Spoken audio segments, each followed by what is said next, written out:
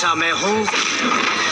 तो फाइनली दोस्तों, भोजपुरी के पावर स्टार खेसारी लाल यादव का न्यू फिल्म काफ़ी दिनों से शूटिंग पर चल रहा था। उस फिल्म का ट्रेलर आप सभी के बीच आ गया है, जो आप लोगों को इस वीडियो में बताने वाला हूं। तो वीडियो को लास्ट तक देखते रहिए। अगर आप लोग हमारे चैनल पर नए आए हो तो हमारे चैनल को लाइक और सब्सक्राइब कर ले, ताकि यही हमारे चैनल पर भोजपुरी का हर खबर सबसे पहले आता है। तो चलिए वीडियो को शुरू करते बिना देरी करते हुए।